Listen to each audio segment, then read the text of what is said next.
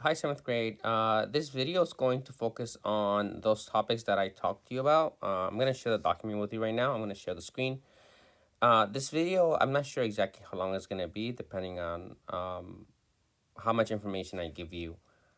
You do have a quiz on the Friday you come back. So you guys come back on Monday. I might even move it up to Thursday because there's just a lot of information that we have to cover.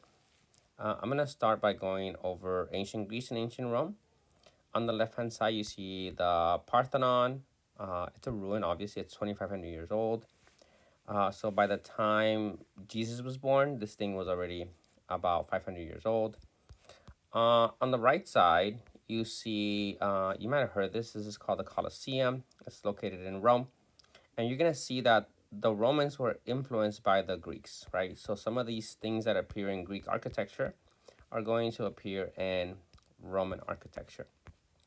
So we're going to talk about a little bit about the Greeks and the Romans, also known as the classical civilizations. And this is going to be important because you will see that the people of the Renaissance, they value Greece and Rome, and they want to recreate this civilizations, right? They're heavily impacted by these civilizations. Greece is located in modern day Greece today. The biggest one that you need to know is going to be Athens, because that's where I pull a lot of my like architecture from ancient Athens, mainly the Parthenon.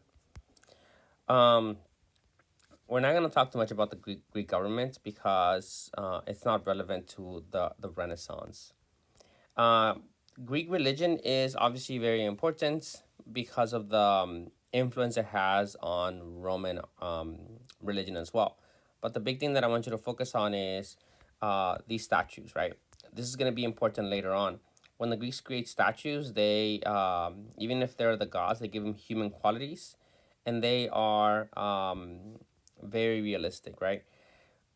A lot of the statues are freestanding, meaning that they're not attached to the wall. um, they look really realistic. And you're going to see later in the Renaissance that the statues of the Renaissance look very similar to the Greek statues and the Roman statues. Obviously, the Romans were most likely influenced by Greek sculpture, which later influenced Renaissance sculpture. So some of the innovations, right? And this is what I want you guys to think about, like the innovations and how the people of the Renaissance saw the Greeks and the Romans as these advanced civilizations that they wanted to mimic or copy. They had great advancements in philosophy. Philosophy is the study of like life and human ideas. Literature has to do with writing. Socrates is probably the most famous philosopher of ancient Greece. We have Socrates, Aristotle, and Plato. Socrates was the one that said that you should question everything, not just take things for given. The Greeks also had plays, tragedies, and comedies, and you're gonna see that this is gonna be important later in the Renaissance with William Shakespeare. Right, they're heavily influenced. Shakespeare and Renaissance writers are influenced by classical writing. In architecture, we have the columns, and I'm going to talk about those in a minute. The columns, again, for those who guys forgot, are these long things at the very top. You're going to need to know the capitals. They're called capitals, and I'll go over those in a second. Build temples for the gods. The Parthenon is the most famous temple that the Greeks built. It was built for the goddess Athena. And you're going to see that the Romans are influenced by this temple later because they do grab some aspects of it or some ideas from it and then add to their own architecture. I think that's all I wanted to talk about this one. And here we have Rome. Some of you guys still struggle with Rome is or where Italy is. Italy is the boot, right? If you find the Mediterranean Sea, it's the boot. And this is going to be the birthplace of the Renaissance. It's going to be happen actually in northern Italy and the location of modern day Florence. The city of Rome was protected because of its geography. Again, right now they're talking about Rome because it was the capital of the Roman Empire. And you'll see that if you travel to Rome today, you're going to see many of the ruins. And this is another reason why the Renaissance started in Italy. Because people of Italy were able to see all around them, they were able to see these great monuments of ancient Rome. and they were influenced by them, right? Because Rome was a city, or Italy was the location of the center of the Roman Empire. We're not going to talk about the, the the government for now. They did obviously have the same religion as the Greeks. They just changed the names of the gods. We talked about Constantine. If you remember Constantine, he's the one that moved the capital of Rome to the Byzantine, to the Eastern Roman Empire. So here you have the Roman Empire. I can't write on this because it's a web page. On the right hand side, you're gonna see the Eastern Roman Empire. On the left hand side, you're gonna see the Western Roman Empire. At this time, it's still just one Roman Empire. It's not divided yet. Here we have the contributions of the Romans, right? This is an aqueduct. An aqueduct. At the very it's the water flows at the very top. So then you see how there's three layers: the bottom, the middle, and the very top. The water actually flows at the very top. Um, you are gonna have to recognize this Roman achievement, and it's these things called arches. You see, there's like arches at the bottom, arches at the top, and in the middle, and arches at the very top. The top ones are small. Okay. Roman roads, and then this is a Colosseum. I think I showed you guys another image. I'll show you guys a little image later on. This is inside the Colosseum. This is where gladiators fought, and the Roman Empire had battles of gladiators. So the Roman Colosseum from the outside looks like this. Again, here you're able to see the arches. This is obviously a ruin. It's about 2,000 years old, so it doesn't look like it used to. And then the inside of it looks like what I just showed you a second ago. Looks like this one. Okay, so that's pretty much what I want to talk about in that part. There's another one that I want to focus on. Again, right now I'm just talking about the ancient Greeks and the Romans. So here are some of the achievements of the ancient Greeks and the Romans. The Greek theater history began with festivals honoring their gods. At the early Greek festivals, the actors, directors, and dramatists were all the same person. After a while, only 3 actors were allowed to act. So this has to do with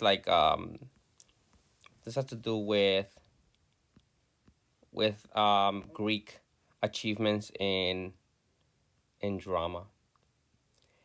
So we're not gonna talk about drama today. Obviously, it's a huge part today. Greek medicine. Greek medicine is traditional and indigenous holistic healings. You don't even know the exact things, right? There's this very famous doctor. His name was Hippocrates. And every time a doctor today becomes a doctor, they take the Hippocratic Oath. And the Hippocratic Oath has to do with doing no harm to your patients. That is your job as a doctor. You won't harm your patients. You're going to put that at the center of your practice. We have the Olympic Games. Here on the left-hand side, you see this statue here. That is a statue that is Greek. And you're going to see that the Romans kind of do something similar, and then the people of the Renaissance. So I'm kind of prepping you guys for what the Renaissance sculpture is going to look like. I don't know if I said sculpture. Renaissance sculpture is very similar to classical sculpture. They look very similar. Classical sculpture values the human body, human achievements, human beauty, and that's what people of the Renaissance also do. We have the Olympic Games today. We're not going to go into that. The Greeks had great achievements in mathematics. That is one of their biggest achievements. There was this guy named Euclid. Geometry was improved in Greece. Geometry means Earth's measures. Geo means Earth, right? For the ancient Greek mathematicians, geometry was the crown jewel of their science. Plato was a teacher that taught students about geometry. Geometry is still a big thing today, and we're still highly influenced by the Greek geometry or Greek math. So here is Roman architecture. On the upper left hand side, you see the Colosseum. It was built in like 70 CE. So about 70 years after Jesus was born. Roman architecture was based on Greek and Etruscan models. Etruscans were the people that came before the Romans in Italy. The Romans emphasized grandeur. Grandeur means largeness, right? Immense palaces, temples, and stadiums stood as mighty monuments to Roman power and dignity. Romans improve on devices such as columns and arches. So the Romans borrow these ideas from the Greeks and added their own little thing. On the bottom where it says Rome now architecture, this is the Pantheon, and we're gonna talk more about the Pantheon in a second. This is probably one of the most important buildings in ancient Rome, mainly because it's also still standing upright. In the front, you're gonna see several things. You're gonna see the pediments. You're gonna see columns, very similar to what the Greeks did. And then I'm gonna show you an image a little later of the actual dome that the Romans were known for. The most famous dome sculpture is the Pantheon. This is not the Parthenon. The Parthenon is a Greek one. Remember the square one, the one that's really really old. It is a temple to all the gods the Romans worship. This temple still stands to this day. It was built during the reign of Augustus. It might have started there, but it wasn't finished until later. Actually, it was actually. The Romans are very famous for having gladiators, and that was the time of the day. Today we still have that kind of thing. Engineering. Romans were amazing engineers, especially with their aqueducts. The Romans excelled in engineering. Roman engineers built roads, bridges, and harbors throughout the empire. Roman roads so solidly built that many of them are still used even today. Roman engineers also built many immense aqueducts. They bring water, or bridges like stone structures that brought water from the hills to the Roman cities. Today we still have aqueducts. We don't use the same ones the Romans did, but you get the idea. So obviously they had achievements in law. I'm gonna stop here for that one. Okay, let me go to the documents, the actual document. So you are required to know all these words, right? And I'm gonna go over them. I'm gonna cross them out as we review them. So the classical civilizations again are ancient Greece and ancient Rome. And remember, these two civilizations are at the heart of the Renaissance. And the people of the Renaissance people of medieval Europe had some access to these ideas, but for the most part, they were lost. They were lost in libraries. They were lost in the Byzantine Empire. They were preserved by Muslim scholars. For the most part, medieval Europe had kind of been disconnected from this classical civilization. So you need to know who are the classical civilizations, right? And what are some of their major achievements? You may need to know who they are. Now, the classical orders we're going to talk about right now, the classical orders has to do with these columns, okay? So in the Parthenon, you see these columns, and these are the most simple ones. When I say columns, I'm referring to this here, okay? Now, when I say the capital, I mean this here. That's the capital, right? There's 1, 2, 3, 4, 5, 6, 7, 8 on this side. There's 8 columns, and they all have their own capital, and they all are the same. I think they're all the same. You can't really mix and match because it'll look really weird. So those are called the capitals, and there's 3 different types of capitals you're gonna have to know. Let me see if I can find them. The 3 capitals are going to be the Doric capital. That's the most simple one. That's the most simple one. That's the one found in the in the Parthenon. The Parthenon has Doric capitals, right? They're the most simple ones. Then there's Ionic, and this one looks like it has like little scrolls in the here. See these scrolls? It has like wally eyes. Looks like wally eyes actually. Yeah. So that's Ionic. And then there's going to be the most fancy one. This is going to be the Corinthian one. So again, Doric is the most simple. Ionic is the one with the wally eyes. And then Corinthian is going to be the most fancy one. So if you remember, the Romans came after the Greeks, right? So the Greeks had these capitals here, which is great. And then the Romans borrow these, when I say borrow the idea, right? And they create this Pantheon. The front looks like a Greek building, but then they also added something in the back. This one has Corinthian capitals. This one has Corinthian capitals. Okay, so you're going to have to be able to identify which is which. Which is which. So those are the capitals you need to know. Here, I didn't really talk about any of this, but I kind of went over it already.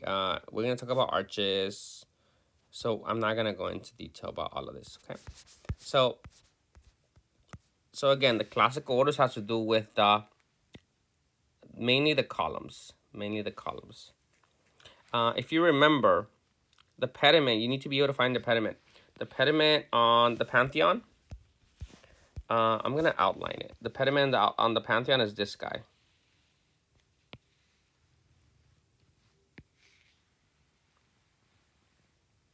That's the pediment. Now, on the Parthenon, the pediment is obviously gone. The pediment will probably look like this. I mean, it's not perfect, but the pediment was there. Okay, and I'll show you an image of what that would have looked like.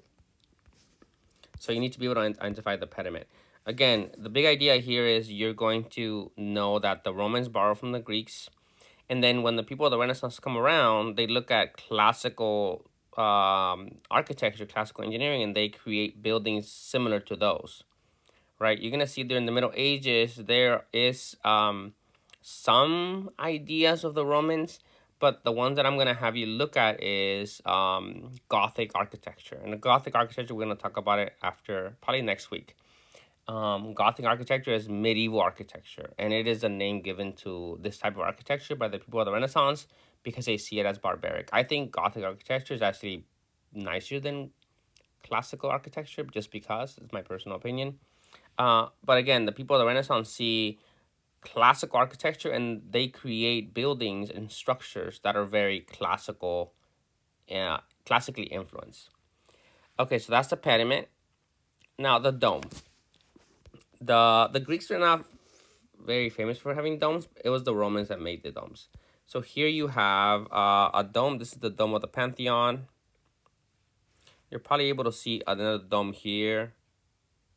Now, a lot of the architecture from Rome today is either ancient Roman or Renaissance based. So this guy, A and B, I don't know if they are Roman or Renaissance, right? Because I don't know the exact building. I think these guys might be Renaissance, but I'm not 100% sure. It goes to show you how influential the Roman Empire was, or Roman civilization was, on the people of the Renaissance. If you remember, the Roman Empire falls in the year 476, let's say 500. The Renaissance doesn't start until the late 1300s. So something that existed here is heavily influencing this stuff here. Okay, and this is going to be the Middle Ages.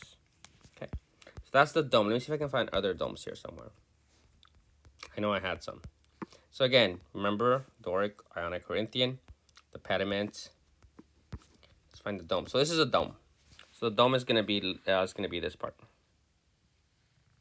It's like a semicircle. So if you do a circle, it looks like it's like a semicircle. Quiz. What is this called?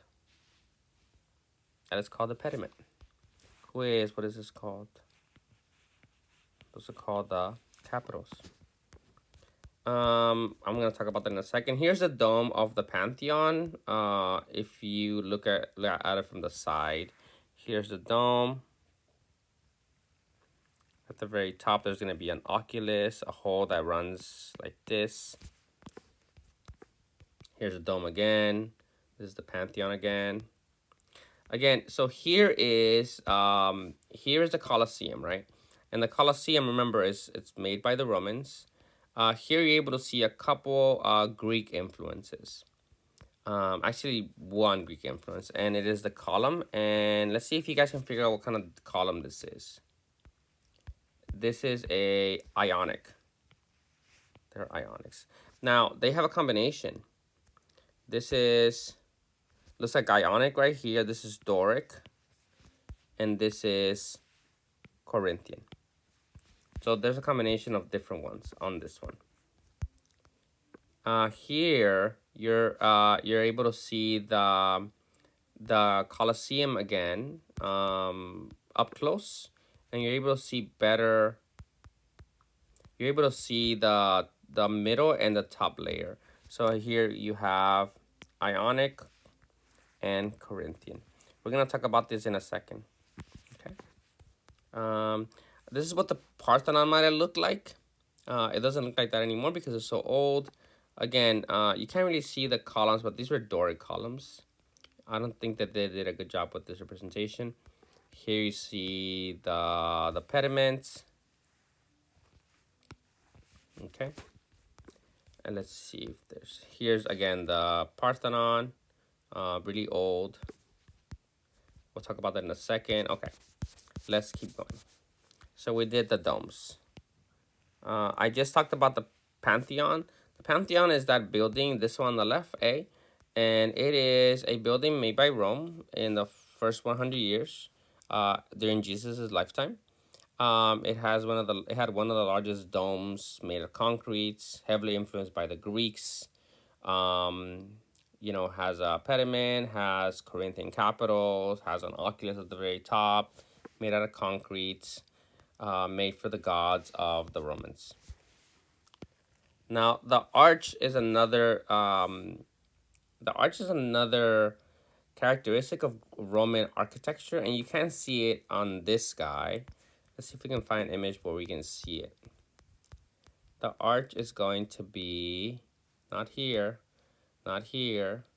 Here you can kind of see them here. These are the arches right here. They are rounded arches. That's going to be important because you'll see later arches are not made rounded. Okay, if you see in my classroom, I have a tapestry by the window, and you'll see that is a Gothic church. And look at the arches. Look at those arches and see if they look rounded. Here's another arch. Again, the Romans were popular for doing these arches. Right, this is called the keystone. Again, these are the arches. You can see them on the inside of the Pantheon. Rounded arches. You can see them on the Colosseum. Rounded arches. Again, these are all Roman achievements. These guys they don't have rounded arches. Okay, so those are the arches that you need to know. They're rounded. You're gonna say, why do you care if they're rounded or not rounded? It's gonna be important later. Okay. So then we get to this Islam effect on the Renaissance.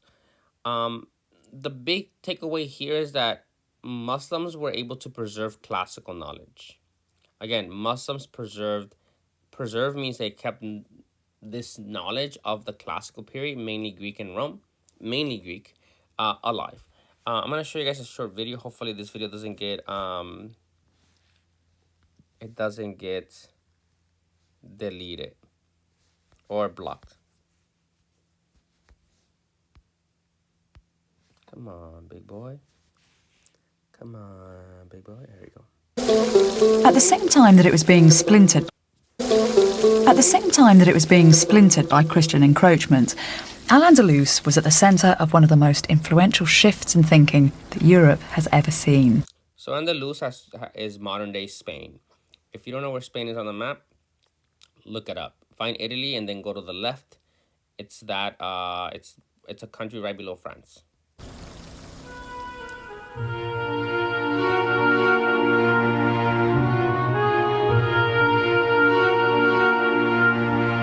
Between the Middle Ages and the modern era, Europe underwent a massive intellectual and cultural revolution. Modern era is the start of the Renaissance.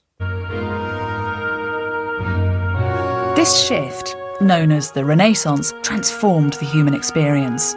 It These are some paintings of the Renaissance. Prompted the exploration of science and the arts and changed the way that men and women saw themselves in relation to God. The Renaissance and the scientific revolution that followed were critical stages in the development of Europe. The origins of the Renaissance are generally believed to lie in Italy, where a renewed interest in the classics had a huge impact on art and culture. But the foundations of the Renaissance were laid much earlier, and not in Italy, but in a town called Toledo in Islamic Spain. Toledo in Spain. If you remember what I said in class, the Muslims took over parts of Spain and they brought with them their culture.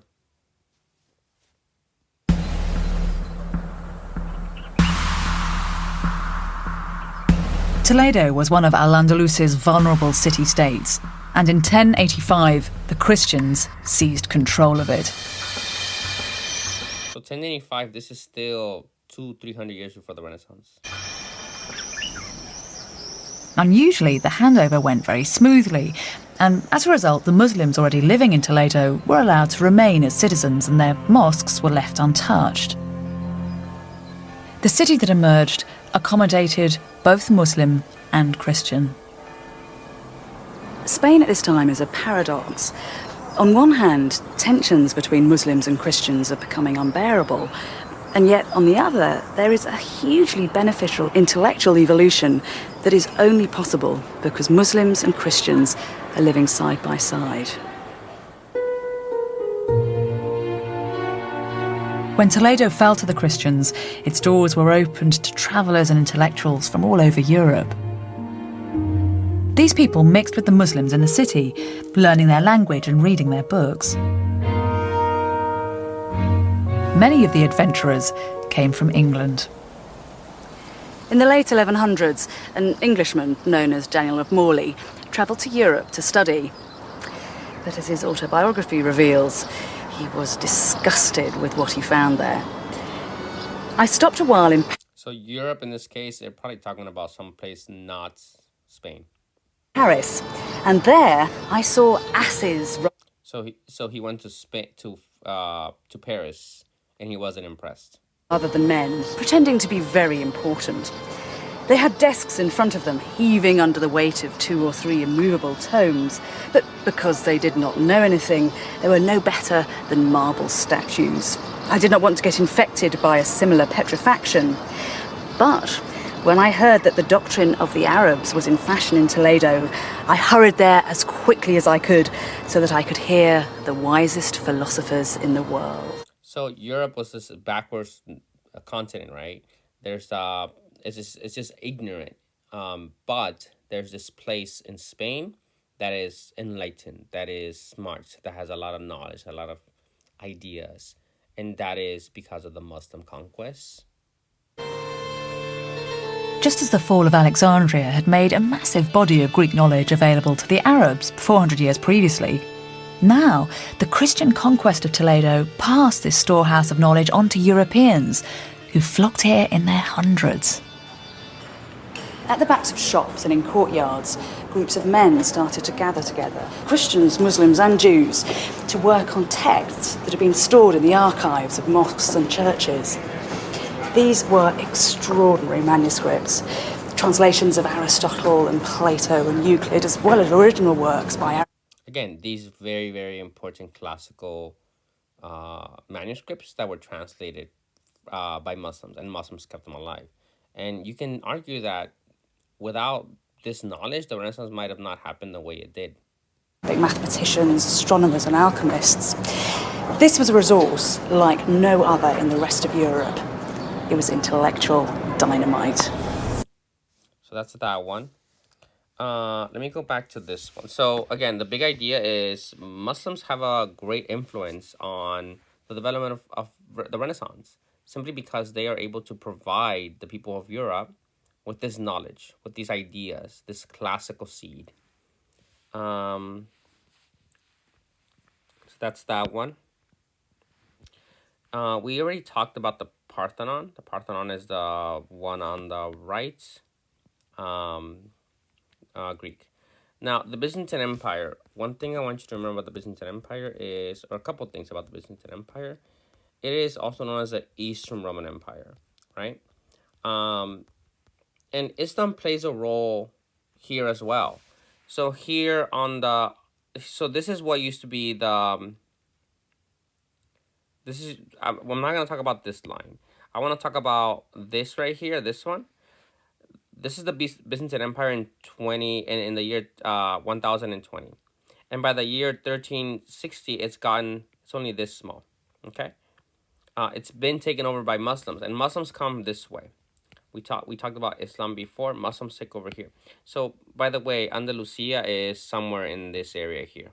Okay, remember the video that I showed you? It is located in Spain. Now, when the Muslims finally take over the Byzantine Empire, Constantinople, the capital city, remember in one of the articles it said that these people fled and they went to Italy, right? And there was also classical knowledge in the Byzantine Empire, and they bring it to Italy. So Italy is able to take this knowledge and again seed the Renaissance, right? You have classical knowledge here and classical knowledge coming this way as well. Okay, and eventually it makes it to Italy. But Italy also has classical knowledge coming from the east. Okay, so this is the Byzantine Empire. The Byzantine Empire falls in 453 CE. Okay, but by then the Renaissance has already started. Again, the Byzantine Empire falls in the year 453, but by then the Renaissance has already started in Italy. In Italy, the Renaissance starts in the late 1300s. Okay, that is the fall of the Byzantine Empire and its effects on the Renaissance. The Crusades are going to be a huge part of the Renaissance. Remember, the Renaissance needs both money, but it also needs knowledge. And this money comes from these crusades, because these crusades develop Europe and mainly Italy into a kind of like a center of trade. If you remember, the crusades were wars fought between Christians. I need to find a map. I'm gonna delete some of this stuff. It was fought between Christians and Muslims and started in the 1200s. Actually in the late 1000s, and they go all the way to the 1200s. And it is wars that Christians take. It is wars that Christians have in order to take the whole land. So they come this way, they go this way, they go through Italy, and they are trying to retake. They are trying to retake this area here. Okay, so two key takeaways from this. One, Europeans who are kind of backwards and kind of like underdeveloped their civilization, they go and they notice great things in the East. They notice amazing materials. They learn of knowledge, and then what do? They go back to Europe with this knowledge, and they're like, oh my God, look what we found. This increases trade. This increases trade because Europeans now want whatever they saw over there. Another big thing that happens is that because Italy is located where it's located, most of the trade goes through Italy, right? When people return, they go through Italy. So Italy develops these incredibly powerful city-states that become very wealthy. They become very wealthy as a result of this trade. Okay? So again, trade is one thing, and knowledge is another thing. Knowledge from the East, knowledge of materials, knowledge of goods. So the Crusades are able to lead Europe into this new time period that pushes for more trade, but also knowledge of the East. Okay, so those are gonna be the Crusades. The Crusades again focus on the effects. What were the effects of the Crusades? Humanism. Humanism has to do with the idea that humans should be celebrated. The idea that human knowledge is important. The idea that we should not just focus on living a life and dying and living a good life just to go to heaven, but actually enjoying life here on earth, right? Living your life to the fullest. That's what humanism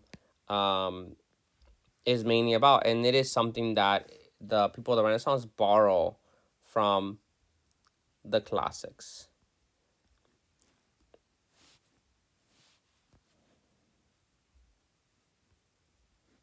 From classical ideas of Rome and Greece. It's commercial first, guys. This is the best bag I've ever used, and it's by Mouse. What makes the perfect backpack? Hi, my name is Paul Sargent. Welcome once again to AP Euro Bit by Bit, in which I'm taking modern European history and breaking it down into small pieces so that you can better understand it.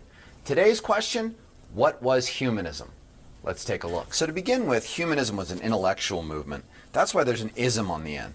Those three letters signify a belief in something, and throughout European history, we're overloaded with isms. Why? Well, Europe is a land of ideas and action. Generally speaking, ideas are formulated before actions are taken, and that's going to be a constant theme throughout the modern age. So humanism, or Renaissance humanism as it's also referred to, was... This is a very famous drawing by Leonardo da Vinci. It is called the Vitruvian Man, and you'll see that this is influenced by the classics, by the idea that we should study science, that we should study knowledge. The renewed belief in the value and power of the individual. Throughout the Middle Ages, the general concept of man's place in the universe was one of obedience. People were expected to live their lives to worship God, and they were asked by the church to earn their way into heaven by following the sacraments and through good works. This is the medieval period, right? Where the concept of the individual takes a side effect, not a side effect, takes a side, and it is religion is at the center of life. The idea of obedience, the idea of not necessarily celebrating people, but celebrating God. In the 14th century, intellectuals began to question this purely religious view of life on earth. They studied the classical languages of Greek and Latin in order to read the wisdom of writers from the ancient world. When Constantinople fell to the Ottomans in 1453, many of those ancient texts and the scholars who kept them made their way to Italy, which reintroduced a treasure trove of writings to Western Europe. So suddenly, the ideas of ancient writers become available to a whole new audience. Ancient values such as civic virtue became subjects of conversation. And as more people started reading these texts, the demand for lay education, for schools run outside the realm of monastic communities and outside of the church, well, that increased. So secular education, not just religious education. So secular education has to do with studying philosophy, studying engineering, studying writing, studying math, right? Those are things that are not necessarily at the forefront or important in the Middle Ages, but it became important in the Renaissance. Wealthy families began to support the schools and send their children to the schools to learn Greek and Latin and gain access to ancient ideas. The problem was that some of those ideas came into conflict with the teaching and doctrine of the Catholic Church. Humanism had at its core the belief in two things, individualism and secularism. Individualism has to do with the individual, the human being, one person. Secularism is non-religious, studying things that are not religious. Now, I don't want you to get this idea that everyone decides to just focus only on secular ideas, right? That's not true. The Renaissance, people of the Renaissance are still highly religious, but they're like, okay, that's fine, but in addition, we can also celebrate the individual. That is a departure from religion. However, it's important to understand that humanists didn't really reject Catholicism and they didn't reject religion. What they wanted to do is they wanted to take the ideas of the ancients and use education to better understand the world while still retaining their Catholic beliefs. Now maybe what I said just doesn't make sense, but if you bear with me, I think it'll all kind of come together. What we need to do now that we understand what humanism is to take a look at four of the most influential humanist thinkers. Petrarch is generally regarded as the father of the Renaissance. Writing in the 14th century, he was the first guy who looked at the Middle Ages as a period of darkness and promoted the belief that medieval culture was ignorant of classical ideals. He was totally wrong about this, and every medieval scholar today can come up with a long list of reasons why he was. This church is very similar to the one I have in my room. This is a Gothic church, and you're gonna see that it's very different than a classical or a Renaissance building. But I think it's just as beautiful. Wrong. But Petrarch understood that new movements need to set themselves apart from the current society, so he might have overstated things a little bit. He scoured the monasteries of Europe for ancient texts and promoted the study of classical Latin. We're talking about the time of Julius Caesar, that sort of period. He also promoted the use of something called the vernacular. Those are the spoken languages throughout Europe. In his case, it was Italian. He promoted these in writing. This is going to be important, right? Most people in Europe at this time can't read, even in the Renaissance. They can't read. The ones that can read, they're not able to read Latin because Latin has become like a dead language, Latin or Greek. I mean Latin, not Greek. So the vernacular is the language that people actually speak and are able to read and write. The vernacular for us is English. For some of us, it's Spanish, right? In our school, vernacular French is, you can't say vernacular in our school because there's a very small percentage of none, probably none, that can actually speak French. So the vernacular simply means the language that people in general in that community speak and can read and write. Instead of the medieval Latin that monks and church scholars were using at the time. By the 15th century, writers began identifying themselves as humanist. Lorenzo Valla from Rome dedicated his adult life to use his humanist education to help the church. This is going to be a very important building. This was built during the Renaissance. It's heavily influenced by Greek and Roman architecture. This is called St. Peter's Basilica, and it's going to pop up. It's going to be one of those buildings you're going to have to know. Kind of like the Pantheon, the Parthenon. This is going to be another big one. This is called St. Peter's Basilica. It was built in the 14 and 1500s. And the reason why it's important is because it's like a very, very true Renaissance building. He even tried to get the job of papal secretary, but was unsuccessful. So he set off around Europe intensely studying Greek and Latin, finding every text he possibly could. And he pushed the concept that classical Latin, especially that of about the 200 years surrounding the birth of Christ, as being the purest, most beautiful form of Latin in history. Now, we all know that languages change over time, and he wanted to restore Latin to its rightful position over the vernacular. Now, Valla's deep understanding of Latin and its development over time led to some trouble. His studies brought to his attention a thing called the Donation of Constantine. This is a document in which Latin used analysis, tradition, and orthodoxy. In the later 15th century, scholarly interest in the works of Plato surged, and the major figure in promoting Plato was the Florentine writer Marsilio Ficino. The world was organized hierarchically, with plants at the bottom between the material. I'm going to stop here. He's talking about nonsense. In it, Mirandola combined. I'm not here yet. I did that one. Okay. So that is humanism. Humanism is the idea that people are important, that we should focus on things, the here and now, not just focus on religion. But again, that doesn't mean that people just forget about religion. Humanism and religion kind of like are combined in the Renaissance, right? Some of the most important humanists, like Michelangelo, he's very, very religious. All right, secular, we talked about that already. Secular means non-religious. For example, the Mona Lisa is a non-religious piece. There's the painting called the School of Athens you just saw in the video. That's also non-religious, right? So secular means non-religious. The plague. This video is getting kind of long.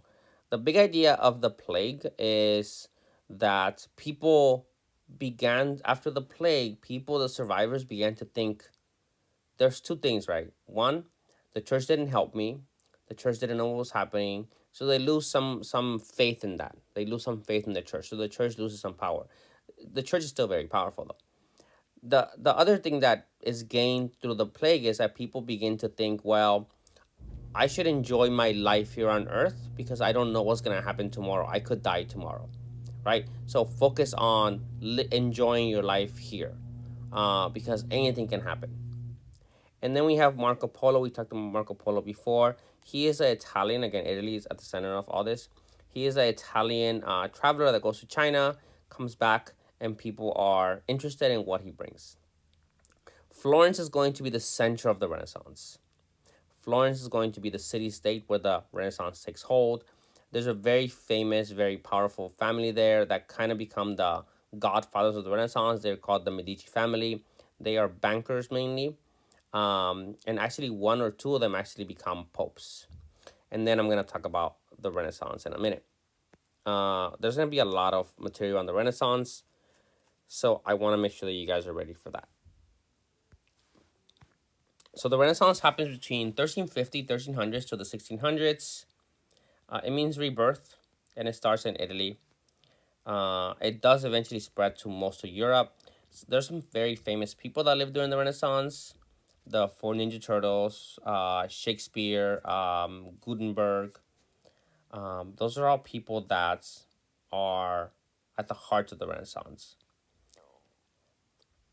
Again, secular means less religious.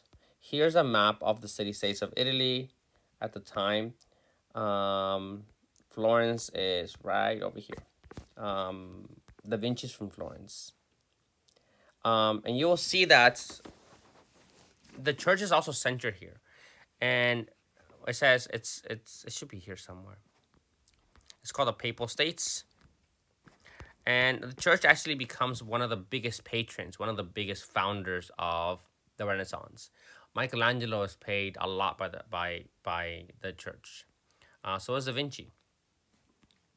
Again, Italy is able to become very wealthy, and it is these wealthy people, wealthy patrons, that fund the Renaissance.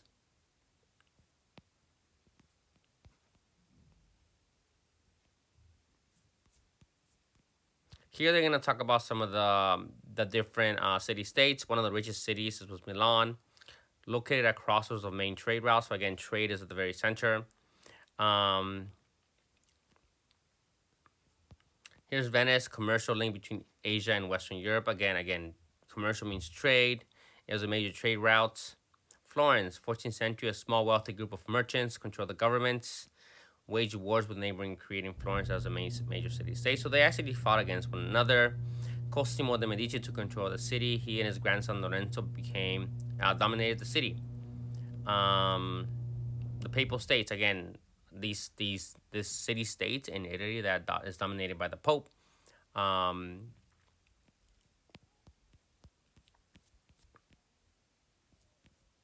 Let's see what else I have here. Again, going back to humanism, right? Humanism based on the study of the literary works of Greece and Rome. Today, we call them humanities: grammar, rhetoric, poetry, philosophy, and history.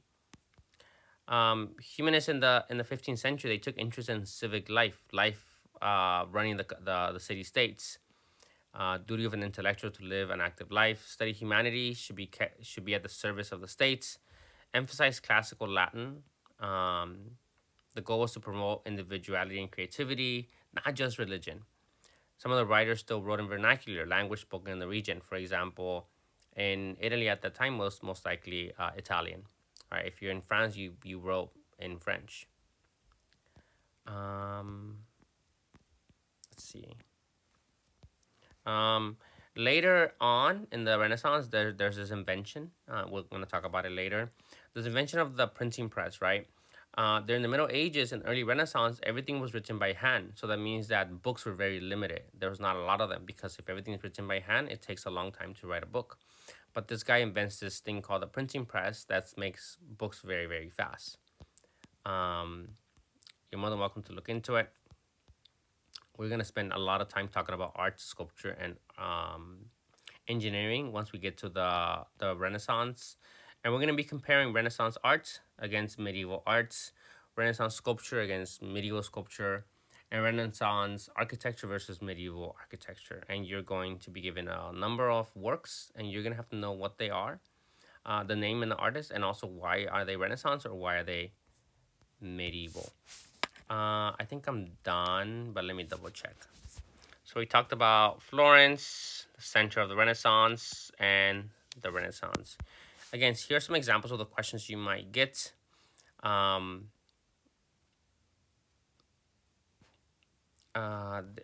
think I made a mistake. When I said frieze, here I meant pediment.